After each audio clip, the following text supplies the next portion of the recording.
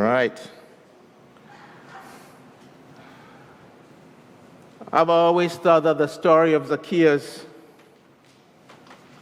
is a story about a funny man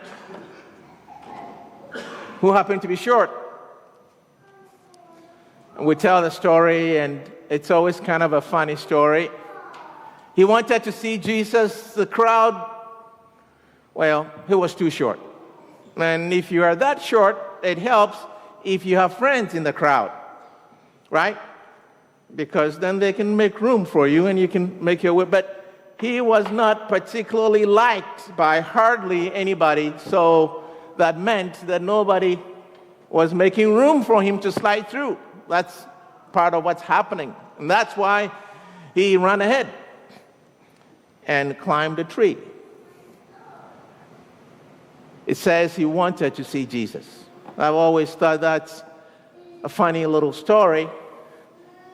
But the more I think about it, and as I have studied the scriptures some more, I've come to believe that that story is actually not a funny story. It is a story of desperation. It's a story of a very desperate man who, for some reason, wants to see Jesus. We know it's a story of desperation because he is now doing things that you normally would not do as a grown man in that part of the world, even today. Grown men do not bare their legs in public and run. In that part of the world, you walk in a stately manner, in a respectable manner. You were sure of your steps. You didn't bare your legs and run anywhere. Certainly, grown men did not climb trees. My goodness, no. So Zacchaeus wants to see Jesus, and you have to wonder, what in the world is so important about Jesus that this man is so desperate to see him? So it's not a funny story. It's a story about a desperate man who for some reason wants to see Jesus and will do just about anything to see Jesus. But before the story of Zacchaeus, there is another story of desperation in the text. It's a story about a man who is blind.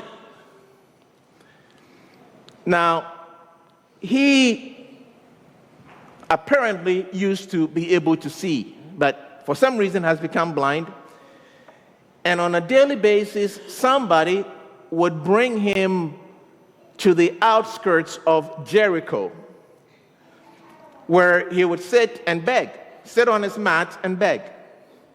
Now, this particular day was a good day to be out because lots of people were going up through Jericho to Jerusalem because it was the season of the Passover, which is an important festival. Any faithful Jew from all over the known world would come to go to Jerusalem for the Passover. And so Jericho, being on one of the main routes to Jerusalem, was a pretty good place if you're going to beg. It's a pretty good spot. So he was brought, and he was there, and there he was, begging. But this day, the crowd was just a little too heavy, and so he asked, hey, what's going on out there? What's going on? And people in the crowd, there's always a crowd around Jesus. Somebody said, well, it's Jesus of Nazareth passing through. And the blind man begins to shout, Jesus, Son of God, have mercy on me. Jesus, Son of God, have mercy on me. And he hears a voice back, several voices coming at him. Quiet! Quiet! Who do you think you are? This is an important prophet who is going somewhere, and quiet! And he shouted someone, Jesus, Son of David, have mercy on me. And all of a sudden, everything came to a stop. And everything came to a stop for one solitary reason. And that's the good news for today if you're taking notes. One reason. Jesus heard the cry of the blind man. That's it. Over all the noise and the counter noise and all the shouting and all the noise that was going on, Jesus heard the blind man. The man who was in need, the man who was poor, the man who was desperate. For some reason, he could not be silenced, just like Zacchaeus could not be silenced. So everything comes to a stop. Jesus just stops, and you can imagine the crowd just bumping into each other, and everything finally comes to a stop. And you can hear a voice. The voice of Jesus. Bring him over. Now, up until now, we know what the crowd has been doing. Up until now, the crowd has been trying to what? To silence him, right? Quiet. Quiet. But now Jesus has stopped. The crowd is forced to stop. And he says, bring him over. But the man is blind. He can't see. He can't get to Jesus on his own. So now the crowd has to decide what to do.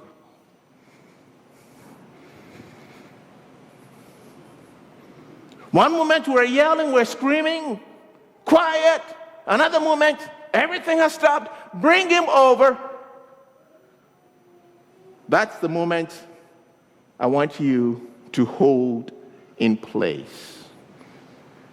Because we're not just sitting in the sanctuary today here in Topeka, Kansas. We are in the crowd behind Jesus at Jericho. And we've been part of the crowd. As crowds go, we were also saying, quiet. We're not where we're going somewhere. You think Jesus has time for you? Quiet. And suddenly everything has come to a stop. And you and me now have to decide, as part of the crowd, what we do next. It makes a difference. But let's twist it a little bit. Instead of the blind man, let me introduce you to Julio. Let's put the blind man aside, and in his place, we're going to put Julio. And if you don't know Julio, I met Julio in this book, Poverty by America, by Matthew Desmond. Julio is an immigrant from Guatemala. He is a permanent resident of the United States. That means he came here legally. He has work authorization. He lives in Maryville, California. And he is holding down 2 full-time jobs. He works over 80 hours a week. He works in the grave night shift over at a fast food place. We won't name too many names in this sermon. And when he comes home after taking a couple of buses in the wee hours of the morning and catches a couple of hours of sleep, he is back on the road to the toy factory where he will work for another full day. He is working so hard, and yet he can't make ends meet because both of his jobs are low wages jobs. He works so hard. One day, his younger brother, who lives in the home with him, says, "Big brother, I am saving money these days. It's not much, but I'm saving." "What are you saving money for?" "I like to buy an hour of your time. You're gone so much, I like to buy an hour of your time so we could play together like we used to." "How much for an hour of your time?"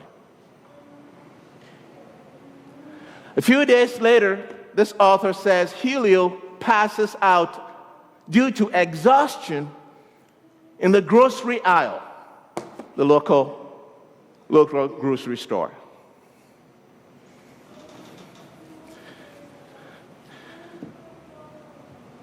That's Julio on the mat. And can you hear Julio? Jesus, Son of David, have mercy on me. Jesus, Son of David, have mercy on me. We are in the crowd. Or maybe it's not Julio. Maybe let's talk about Maggie. Maggie, I like Maggie. Maggie is hardworking. She has worked for years and years, but here recently she was involved in a terrible accident. Terrible accident, car accident. And in the process, it was discovered that she is pre-diabetic and is going to need some serious help before this diabetes becomes full-blown and gets out of control. And so there at the hospital, somebody suggests maybe you can apply for Social Security Disability Insurance, SSDI, for those of you who know that is. It's a long process. He applies for it, and sure enough, he is denied. He calls the office, hey, what's going on? I am a legitimate applicant. And the lady on the phone says, well, didn't you know? Being denied is part of the process. You get denied the first time, maybe the second time, you need to get a lawyer. You need to get a lawyer to help you through it and even go to court with you so that you can get SSDI. And by the way, whatever settlement you receive, you get to pay that lawyer part of it. Maggie is on the mat. Jesus, Son of David, have mercy on me. Have mercy on me. And we're in the crowd. We have a decision to make. Now, it's hard to hear these voices. I'll admit, it's hard to hear these, but I couldn't hear the voices for a long time. And finally, somebody said to me, you know, you're not going to hear these voices until you stop judging and condemning those that are in need. Because the voice of judgment is too loud in your head, K.O. When you're sitting here wondering, well, what did you do wrong that you deserve to be suffering the way you are? What terrible decisions did you make? When you're thinking that, K.O., you can't come up with any compassion to respond to the need. You can't hear.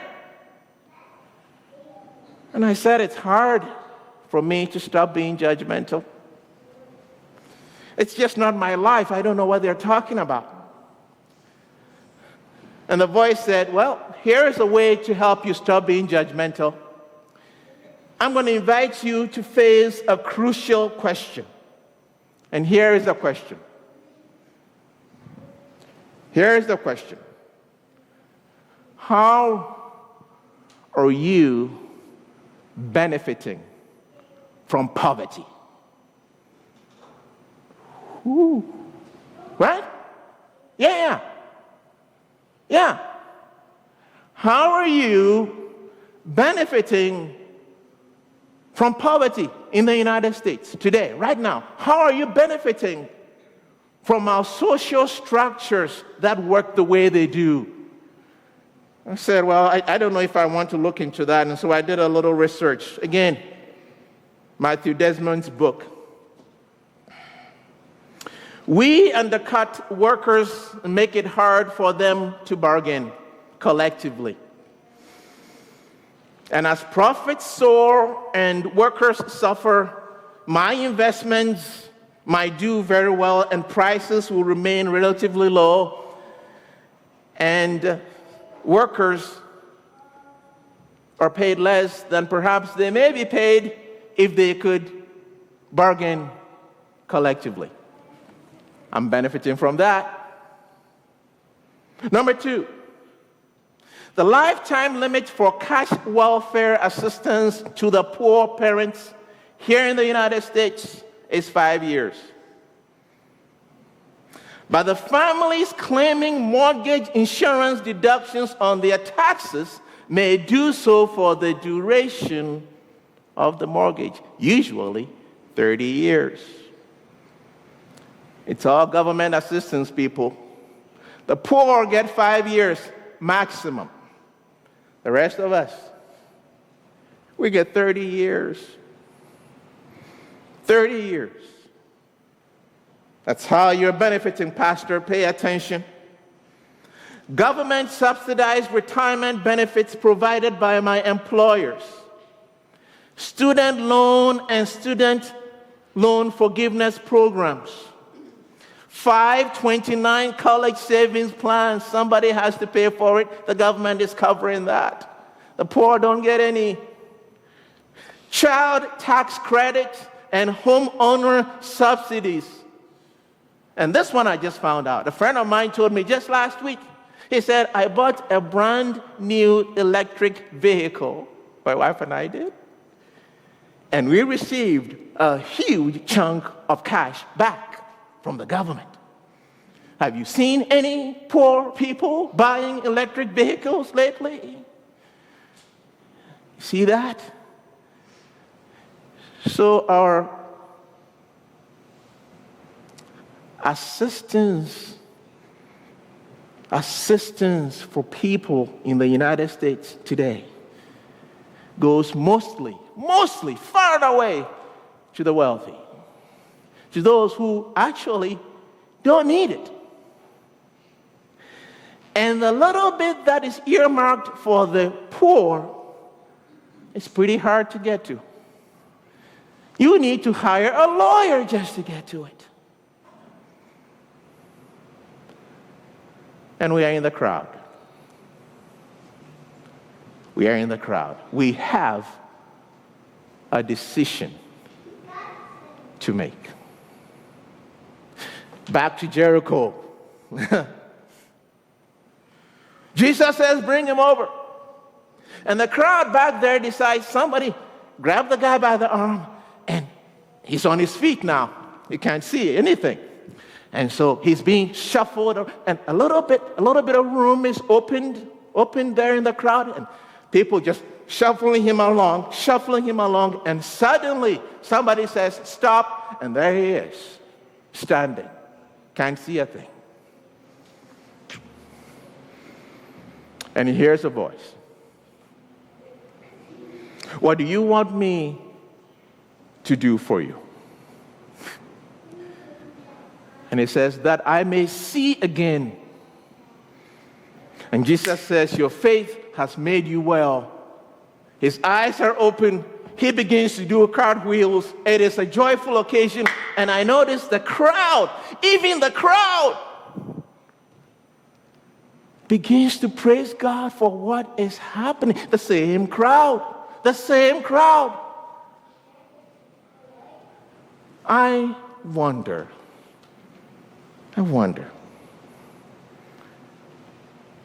if we are willing to face that crucial question. How am I benefiting from the systems of poverty as we have them today? It's no easy task, I tell you. I've been there for the past 2 or 3 weeks. No easy task. But to begin to consider that question and begin to wonder if those of us in the crowd might act differently. What if we could join with others together and work together so that workers actually were paid a livable wage? What if we could do that? Did you know that it's illegal? Right here in the United States, it's illegal for workers who work for the same company but different branches. It's illegal to organize if you do not work under the same roof. So if you work for Goodwill Topeka, employees will have to get organized by themselves. Goodwill Toledo has to get organized by themselves. Goodwill Alaska has to get organized by themselves. Somebody put that rule in there. And why do you think so? Why do you think so? Yeah. Anytime choices are few, exploitation is not far behind. And to make it hard to get organized means that it's easier to exploit people. And all of us are part of it. I wonder if we could recognize the state of poverty in our own community. They say no more than 30% of your income should go to housing. Really? According to stats, 44% of people who live right here in Shawnee County cannot afford the places they live. They are spending way more than 30% on their housing. They can't afford it. I wonder if we could work together to address that. I wonder if we could do anything about violence in our community. None of these things are things you can just by yourself do. We have to get organized and connect with others. But we are still in the crowd. This Thursday, the 10th of April, at Washburn Whitehall concert, there's a group getting together for something called the Nehemiah Action Assembly. Over 30 congregations right here in Topeka, ours being one of them, understanding that by ourselves we can't do much, but maybe if we come together, maybe we can encourage our leaders to put their shoulders together and see maybe if Julio or Maggie can live. This Thursday, 6:30. Now, this is the time when we retreat to our various corners and gladly rehearse other people's sins. It's a fun exercise. Who has done what to whom, who has said when, how long ago. You can hear it. It just comes up every year. Can I ask you, what do you gain from constantly rehearsing other people's sins? I challenge you. Don't sit it out. Go to the Nehemiah Assembly. Grab a seat. Just be present once a year. Let's see if just being there would help add our voice, our presence for healing and justice in our community. And who knows? Maybe those of us in the crowd will get to rejoice because the blind man can see again.